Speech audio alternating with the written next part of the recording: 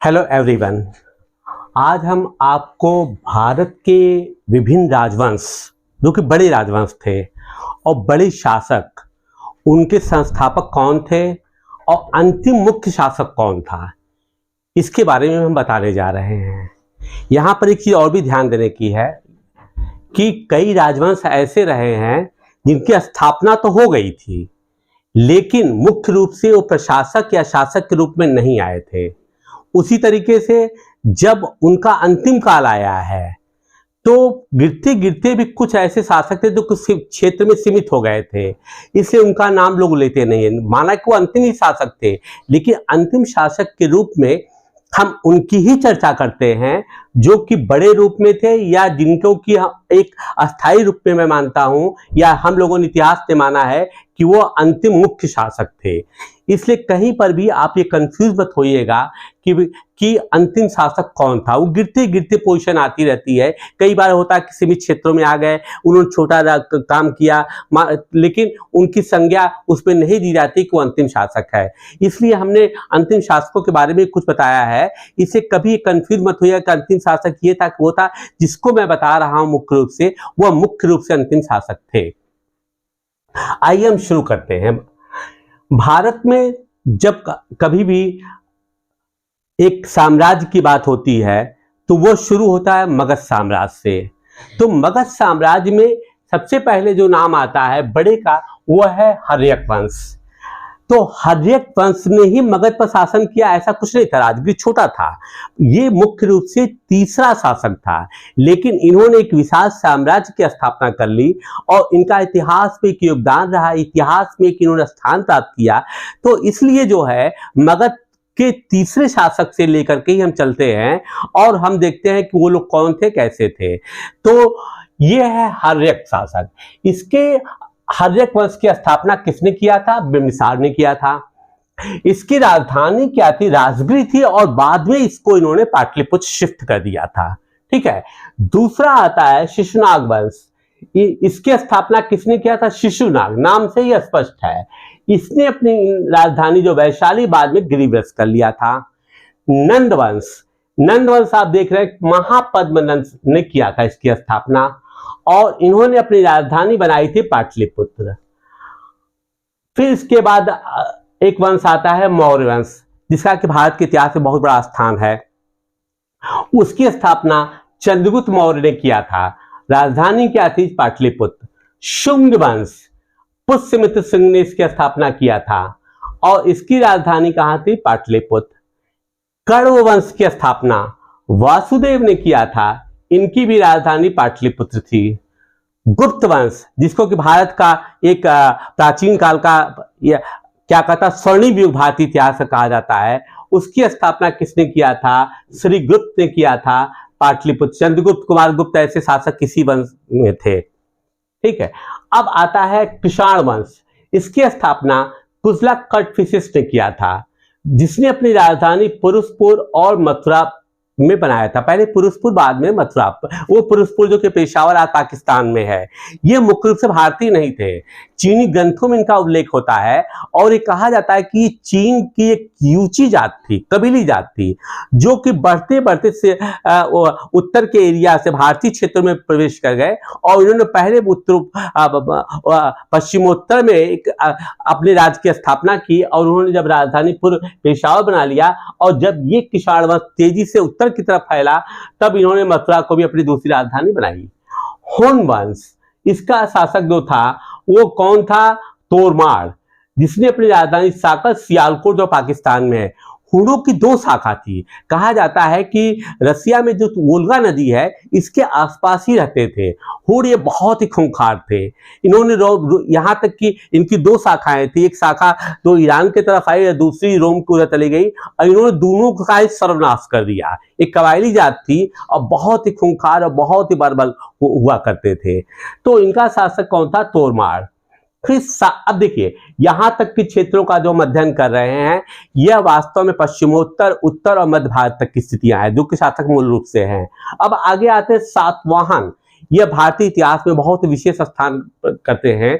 और इनका जो दक्कन एरिया जो है, पठारी एरिया है, इन्होंने अपना शासन शुरू किया और इसके संस्थापक थे श्री सिमुक जी, और इन्होंने पहली अपनी राजधानी बनाई थी प्रतिष्ठान, जो स्थान आज छत्रपति संभाजी नगर के बारे में जाना जाता, वही क्षेत्र इनकी राजधानी थी। इसके बाद आता है पल्लव वंश। अब देखिए अब हम तमिलनाडु की तरफ चले, दक्षिण भारत की तरफ। इसकी स्थापना जो है, ये सब विशेष वंश है, राजवंश है भारत के, सिंह विष्णु, और इन्होंने अपनी राजधानी बनाई थी कांचीपुरम।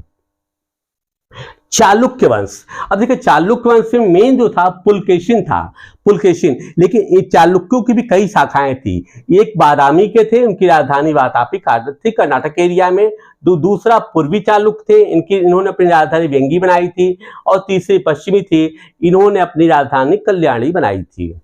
अब आइए आगे और चलते हैं, पाल वंश। अब देखिए पाल वंश क्या है, ये आपका बिहार बंगाल की तरफ हम बढ़ते जा रहे हैं। पाल वंश के संस्थापक कौन था? गोपाल, और इसने अपनी राजधानी बनाई थी मुंगेर डिस्ट्रिक्ट आज भी बिहार में है। गुरसत प्रतिहार, ये देखिए मध्य भारत की तरफ जा रहा है, उज्जैन एरिया में। और नागभट्ट प्रथम ने जो है इसकी स्थापना किया था, और इन्होंने पहली अपनी राजधानी उज्जैन, बाद में इन्होंने कन्नौज को अपनी राजधानी बनाया। फिर आता है सेन वंश। सेन वंश तो देखिए नदिया मतलब कौन सी एरिया? पश्चिम बंगाल की तरफ है। इसकी स्थापना सामंत सेन ने किया था, और इन्होंने राजधानी अपनी बनाई थी नदिया, जिसको कि लखनौती भी कहा जाता है।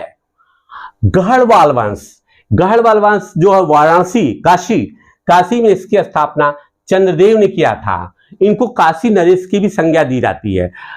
ये वाराणसी में के राजा थे। चौहान वंश जो है, इसकी स्थापना जो है, इसको कभी इतिहास में कई जगह चाहमान भी कहते हैं, ठीक है। इसलिए मैं कहता don't get confuse if it is written like a Chahamana dynasty, okay. तो चौहान वंश की स्थापना वासुदेव चौहान ने किया था, ठीक है। और इन्होंने अपनी राजधानी शाकंभरी, और बाद में इन्होंने अजमेर, जिसको कि उस समय अजमेरू कहा जाता था, अजमेर तो आज भी राजस्थान में है, इसको राजधानी बनाया था। चंदेल वंश की स्थापना नन्नुक ने किया था, और इसकी राजधानी इन्होंने खजुराहो बनाया था। खजुराहो में जो है मध्यकाल का बहुत ही अच्छा स्थापत्य मिलेगा। खजुराहो आज भी जो है वर्ल्ड हेरिटेज की सूची में है। पश्चिमी गंग वंश, इसकी स्थापना कोंगी वर्मन ने किया था, और कोंगी माधव ने, इन्होंने अपनी राजधानी कोलार बनाया था। पूर्वी गंग वंश, मित्र वर्मन कायस्थ इनको कहा जाता है, इन्होंने राजधानी कलिंग बनाया था, जो कि उड़ीसा का क्षेत्र है। परमार वंश, इसकी स्थापना उपेंद्र, जिसको कृष्णराज भी कहा जाता था, इन्होंने आधुनिक मालवा धारा को अपनी राजधानी बनाई थी। सोलंकी वंश, इसके संस्थापक थे मूल राजा, इन्होंने अनिलवाड़ गुजरात को अपनी राजधानी बनाई थी। कलचुरी, इसको कोक्कल फर्स्ट ने बनाया था, जो कि त्रिपुरी स्थान है, त्रिपुरा नहीं त्रिपुरी समझिएगा, क्योंकि मध्य प्रदेश में है। इसको उन्होंने अपनी राजधानी बनाई थी। फिर आता है चोल वंश दक्षिण भारत का बहुत ही शक्तिशाली साम्राज्य था। इसकी स्थापना जो है विजयालय ने किया था, और प्रारंभिक रूप में इनकी राजधानी तंजावुर बनाया गया था। अब आता है संगम राजवंश, ये विजयनगर साम्राज्य है। विजयनगर साम्राज्य की स्थापना हरिहर बुक्का ने किया था, ठीक है। और इसकी राजधानी इन्होंने हम्पी बनाया था। इसी में बात जाकर तुलु वंश में जो है राजा कृष्णदेव ऐसा प्रतापी राजा हुआ था, जिनके की एक बुद्धिमान दरबारी तेनालीराम का नाम हम सुनते हैं, ठीक। अब आता है मध्यकाल में भारत सल्तनत काल, जिनको की पहली स्थापना आती है मामलुक सुल्तान, इनको कहा जाता है गुलाम वंश। इसका संस्थापक कौन था? कुतुबुद्दीन ऐबक कौन था? मोहम्मद गोरी ने जो तराइन की लड़ाई में जब पृथ्वीराज चौहान को हराने के बाद जो है, वो जब यहाँ पर आया दिल्ली में, तो दिल्ली से फिर वो वापस चला गया। वापस जाते समय वो चूंकि गुलामों का शौकीन था, उसने एक अपने अच्छे मतलब कि बहुत प्रिय गुलाम कुतुबुद्दीन ऐबक को दिल्ली का शासन दे करके वो वापस जाने लगा। मारने के बाद में उसका खोखरों में मर्डर कर दिया था। खैर, अब इसके बाद दूसरा शासक आता है खिलजी वंश। खिलजी वंश 1299, इसकी स्थापना जलालुद्दीन फिरोज खिलजी ने किया था, इसीलिए खिलजी इसका नाम आता है। तुगलक वंश, गयासुद्दीन तुगलक, इसको गाजी मलिक भी कहा गया है, इन्होंने तुगलक वंश की स्थापना किया था। सैयद वंश की स्थापना खिज्र खान ने किया, ठीक। लोदी वंश की स्थापना बहलोल लोदी। मुगल वंश की स्थापना 1526 में जहीरुद्दीन मोहम्मद बाबर, ये वही शासक है जिसने कि पानीपत की लड़ाई में लोदी वंश के अंतिम शासक इब्राहिम लोदी को डिफीट दिया और अंत में आकर के मुगल भारत में स्थापित हो गए और मुगल साम्राज्य की स्थापना हो गई। इसके अलावा मैं कुछ राजवंशों की बात कर रहा हूं जो कि स्थानीय राजवंश थे। मैं चूंकि दिल्ली सल्तनत की बात कर रहा हूं कि दिल्ली भारत का केंद्र बिंदु रहा है, लेकिन दक्षिण भारत की तरफ भी कुछ ऐसे शासक थे जिन्होंने कि मुगल साम्राज्य, जब मुगल साम्राज्य अपने कमजोर अवस्था में आया, इन्होंने अलग अलग जगहों पर इन्होंने अपनी स्वतंत्रता घोषित कर लिया और अलग अलग साम्राज्य बना लिए। उनके शासक या सुल्तान या सरदार या जो भी कहे सूबेदार। उसमें क्या था, पहला या केंद्रीय नेतृत्व के बाद, केवल मुगल की बात नहीं, केंद्रीय नेतृत्व जब भी कमजोर हुआ तो इन्होंने अपना साम्राज्य बना लिया। उसमें पहला आता है बहमनी साम्राज्य, 1347 में दक्कन। अलाउद्दीन बहमन शाह, इसको हसन गंगू भी कहा जाता है, इसने बहमनी साम्राज्य की स्थापना किया है। हसन गंगू का नाम बहुत आता है। बीजापुर साम्राज्य, जिसको आदिल शाही सल्तनत कहा जाता है, इसकी स्थापना जो है यूसुफ आदिल शाह ने किया था। गोलकुंडा शासक, गोलकुंडा क्या है, गोलकुंडा इसको कुतुबशाही वंश कहा गया है। इसकी स्थापना 1518 में कुली कुतुब मुल्क सुल्तान कुतुब ने किया था। अब सिख साम्राज्य की स्थापना, आप जानते हैं कि महाराजा रणजीत सिंह ने सिख साम्राज्य की स्थापना कैसे किया। चूंकि पंजाब का एरिया जो था वहां पर काफी गुट बने हुए थे, गुरु नानक जी के आने के बाद जो काफी वहां पर गुट बन गए थे सिखों के, वो छोटे छोटे क्षेत्रों में रहते थे, छोटे छोटे क्षेत्रों में रहते थे और उनको कहा जाता था मिसल। उनका एक ग्रुप था, मिसल था। लेकिन उन्हीं सब मिसलों पर को एक साथ मिला करके जब महाराजा रणजीत सिंह लाहौर विजय कर लिया तो उन्होंने क्या किया, सिख साम्राज्य की स्थापना कर लिया। शर्की वंश, ये जौनपुर का वंश है। शर्की वंश तो की स्थापना तो बहुत पहले हुई थी जैसा कि मैंने कहा है, लेकिन मुख्य शासक जिसने कि आकर के साम्राज्य की बागडोर डाली वह था मलिक उल सर्की, जिसने 1354 में जौनपुर में शासन किया। अब हम मराठा साम्राज्य को कैसे भूल सकते हैं। छत्रपति शिवाजी ने इसकी स्थापना किया, इसकी राजधानी इन्होंने रायगढ़ में रखा। दिल्ली के आसपास जो क्षेत्र था वहां पर एक बहुत बड़ा साम्राज्य स्थापित हुआ, बहुत मजबूत जाट साम्राज्य राजस्थान और दिल्ली के एरिया में, उसकी स्थापना किया था चूड़ामन, और इन्होंने पहले अपनी राजधानी डींग और बाद में भरतपुर कर लिया। अब देखिए, ये तो इनके शासक थे। अब हम इनकी चर्चा करने जा रहे हैं कि कौन किसको हटाने के बाद ये लोग शासक बने हैं। अब देखिए, हर्यक बिंबिसार है, ये तीसरा शासक था। इसने प्रद्योत वंश के शासक अंतिम शासक वर्षीधर की हत्या किया। अब बना क्या लिया, हर्यक वंश की स्थापना हो गई। फिर इसके बाद जो है अंतिम शासक ये हो गया, प्रद्योत वंश का शासक ये बन गया, ठीक है। और ये प्रद्योत वंश का अंतिम शासक था और हर्यक वंश की स्थापना हो गई। फिर इसके बाद आता है शिशुनाग का। इन्होंने क्या किया, नागदशक नागार्जुन की हत्या किया और नाग वंश की स्थापना हो गई।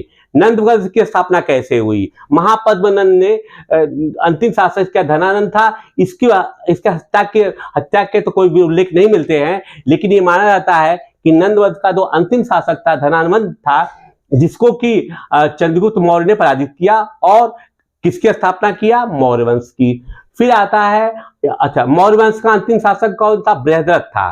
तो बृहद्रथ को किसने मारा, पुष्यमित्र शुंग, इसका सेनापति था और इसने इसको मारने के बाद जो है शुंग वंश की स्थापना किया। पुष्यमित्र शुंग को जो है सेनानी शब्द भी इस्तेमाल किया गया है।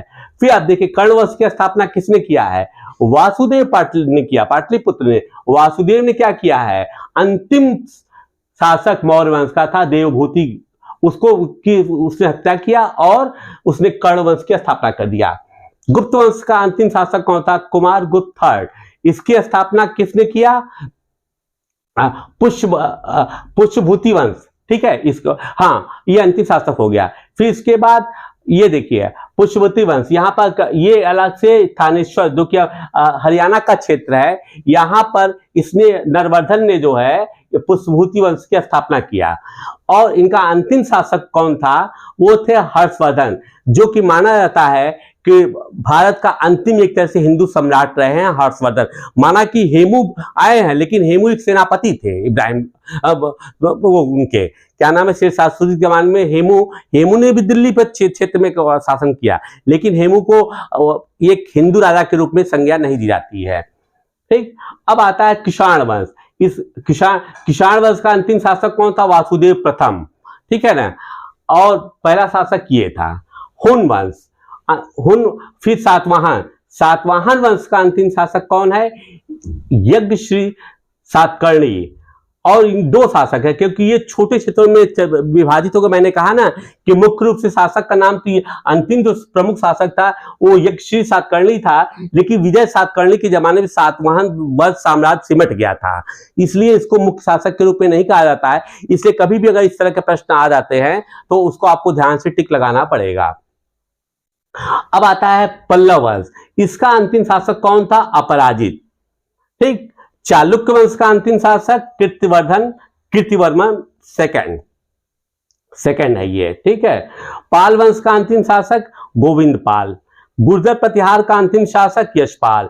सेन वंश का अंतिम शासक लक्ष्मण सेन। प्रथम की मैंने बात कर लिया, यहाँ पर अंतिम, लेकिन कुछ शासकों का यह है कि इनकी स्थापना ही पहले बार हुई है, तो इन्होंने अपने क्षेत्र को जो है, ये नहीं है कि ये पुराने राजवंशों की हत्या करके चले आए हैं, इन्होंने अलग तरीके से साम्राज्य की स्थापना किया है, इसलिए इसका उल्लेख यहाँ पे नहीं आता है।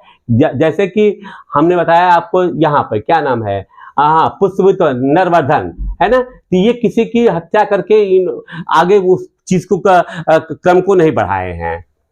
अब आता है गढ़वाल वंश। गढ़वाल वंश के अंतिम शासक जयचंद का इतिहास दुनिया जानती है, जिसने पृथ्वीराज चौहान को धोखा दिया था, जिसकी वजह से मोहम्मदन शासक मोहम्मद गोरी विजय इंडिया पे दिल्ली पे तक वो आया, और अंत में उसने कुतुबुद्दीन ऐबक को यहाँ का बनाकर शासक चला गया था। आज भी हम कहते हैं क्या जयचंद हो, विश्वासघात किया था। चौहान वंश का अंतिम शासक हमीर देव चौहान थे। चंदेल वंश का अंतिम शासक परमिदेव चंदेल। अब पूर्वी गंग वंश के अंतिम शासक नरसिम्हा फोर्ट। ये अंतिम शासक वैसे बहुत इंपॉर्टेंट भी नहीं होता है, लेकिन फिर भी आपको जानकारी चाहिए। जैसे गंग वंश है, पूर्वी गंग वंश भी आप देखेंगे यहाँ पर हमने दिया हुआ है, और पश्चिमी गंग वंश भी, लेकिन ये गंग वंश के बारे में बहुत स्पष्ट इतिहास नहीं मिलता है, इसलिए इनके पहले शासक को आपका लेक्चर अंतिम शासक के बारे में आपसे शायद ही पूछा जाए। फिर आता है परमार वंश। अंतिम शासक जो है महालखदेव। सोलंकी वंश, इनके अंतिम शासक त्रिभुवन पाल। चोल वंश के अंतिम शासक राजेंद्र चोल, ग्रेट वैली। राजेंद्र चोल का दक्षिण भारत में बहुत बड़ा स्थान है, इससे इनको कभी मत भूलिएगा, राजेंद्र चोल भले ही अंतिम शासक थे। संगम वंश का अंतिम शासक विरूपाक्ष सेकंड। गुलाम वंश का अंतिम शासक, जिस गुलाम वंश की हम बात करें, मामलुक सुल्तान का, इनका अंतिम शासक था कुतुबुद्दीन मुबारक शाह, मुइजुद्दीन मोहम्मद कैकुबाद ही आप याद रखिए, आपको हमेशा याद रहेगा। खिलजी वंश का अंतिम शासक था कुतुबुद्दीन मुबारक शाह। ठीक, तुगलक वंश का अंतिम शासक नसीरुद्दीन मोहम्मद शाह। सैयद वंश का अंतिम शासक अलाउद्दीन आलम शाह। लोदी वंश का अंतिम शासक इब्राहिम लोदी, जो कि 1526 में पानीपत की लड़ाई में मारे गए थे। इब्राहिम लोदी पराजित हुए थे। अंतिम शासक बहमनी वंश का, ये बहमनी वंश जिसकी हम बात यहाँ पर कर रहे हैं, जिसको कि ये हसन गंगू ने स्थापित किया था, इनका अंतिम शासक कलीमुल्ला शाह। कुतुब शाही वंश ये कहाँ है? ये है आपका ये गोलकुंडा, बहुत ही प्रसिद्ध जगह है। उसका अंतिम शासक थे अब्दुल हसन कुतुब शाह। सिख साम्राज्य महाराजा रणजीत सिंह का, इनके अंतिम शासक थे महाराजा दलीप सिंह। शर्की वंश के अंतिम शासक हुसैन शाह। मराठा साम्राज्य विशाल दक्कन का साम्राज्य के अंतिम शासक थे शाहजी सेकंड। हाँ, अब आती है जाट साम्राज्य। तो देखिए, जाट साम्राज्य के जो भरतपुर का था एरिया, उसके अंतिम शासक रणधीर सिंह थे, क्योंकि जाट साम्राज्य भी छोटे छोटे क्षेत्रों में बटा हुआ था। लेकिन जो सूरजमल का था, या जिसकी स्थापना चूड़ामन ने किया था, वो स्थान जो भरतपुर और क्या कहते हैं राजस्थान दिल्ली के एरिया को जो है मिलाकर बनता था, इसीलिए मैंने उसके शासक की बात किया है जिनकी की राजधानी भरतपुर थी, ये रणधीर सिंह थे।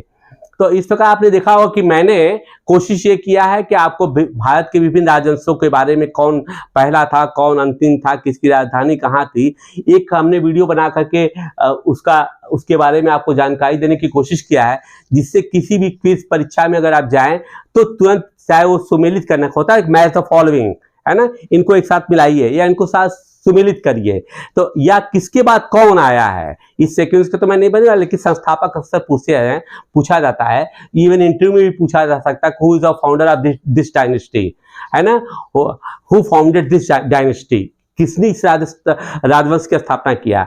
तो अगर आप इस वीडियो को ध्यान से देखेंगे तो मैं समझता हूँ काफी कुछ चीजें आप समझ जाएंगे और आप आने वाली परीक्षा या साक्षात्कार में काफी सफल हो जाएंगे।